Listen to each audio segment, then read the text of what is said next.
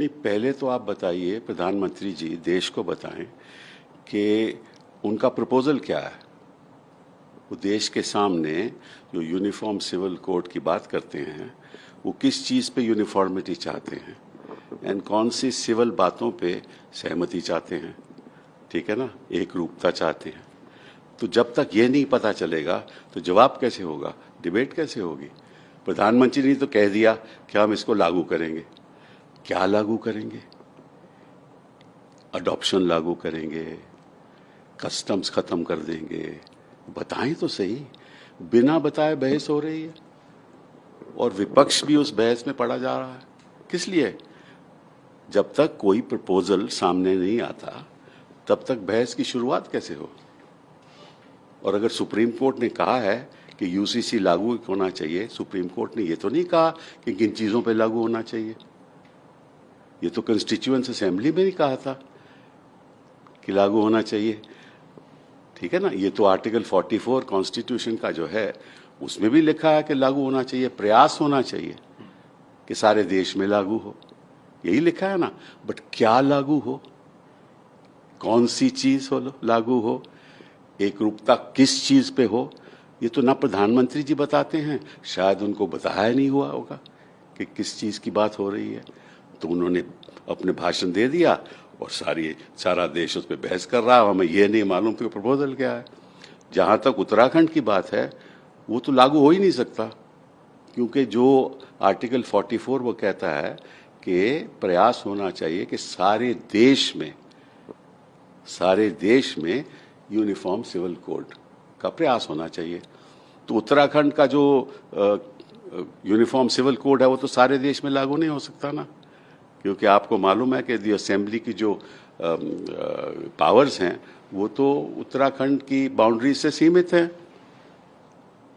तो वो कोड तो लागू मध्य प्रदेश में नहीं हो सकता ना वो लागू केरला में हो सकता है। तो वो यूनिफॉर्म सिविल कोड कैसे हुआ?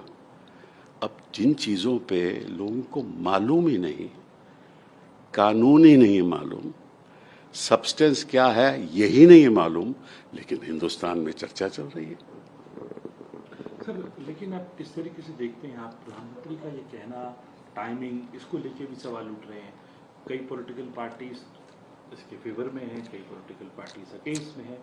कुछ लोग टाइमिंग पे भी सवाल उठा रहे हैं कि आज इस बहस की जरूरत क्या है, जब 1 साल रह गया है चुनाव को, तो आज ही मुद्दा क्यों आ? ये तो सवाल मैंने ट्वीट में भी पूछा था कि आप 9 साल क्या कर रहे थे। और ये छोड़िए 9 साल, आप सत्ता पहले भी आए थे ना, वाजपेयी जी सत्ता में थे ना, तो वाजपेयी जी ने लागू करने की कोशिश की नहीं, और पिछले 9 साल में आपने सहमति बनाने की कोशिश की।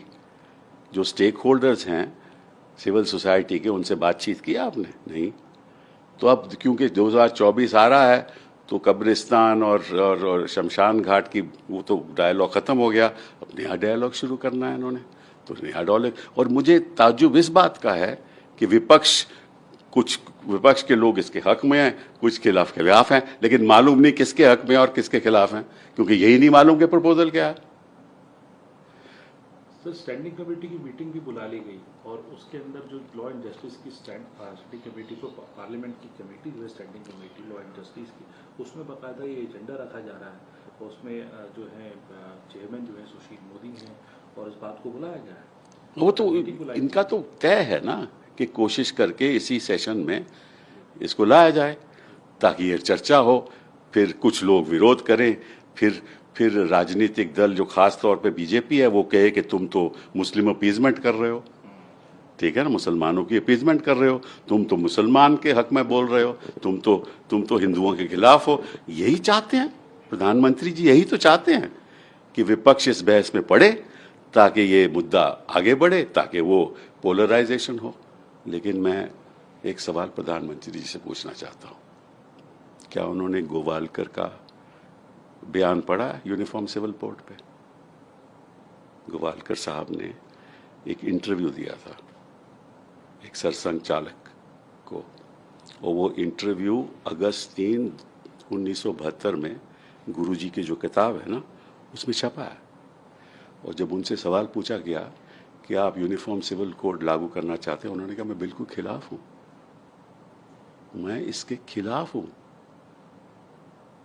ये देश को नीचे ले जाएगा। मैं डाइवर्सिटी पसंद करता हूँ, मैं तो नहीं कह रहा, ये इनके गुरुजी कह रहे हैं। तो मैं प्रधानमंत्री जी से पूछना चाहता हूँ कि आप गुरुजी से इत्तेफाक क्यों रखते हो? आपके तो वो गुरु हैं ना, तो उनके जैसे वो चल रहे हैं वैसे ही आगे बढ़ो। लेकिन आपकी मंशा गुरुजी का पालन करना नहीं है। आपकी मंशा है ये राजनीतिक मुद्दा बनाने के लिए, ताकि आपको चुनाव में फायदा हो। संविधान द्वारा जो स्तंभ किए गड़े गए थे, आप काहे को उनको गिरा रहे हो? किस लिए गिरा रहे हो? केवल 5 साल और रहने के लिए? आप देश के लिए नहीं सोचते? आगे वाले जो हमारे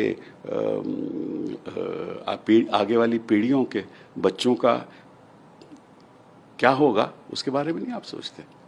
अगर आप यूनिफॉर्मिटी लाना चाहते हो तो इक्वालिटी लागू करो,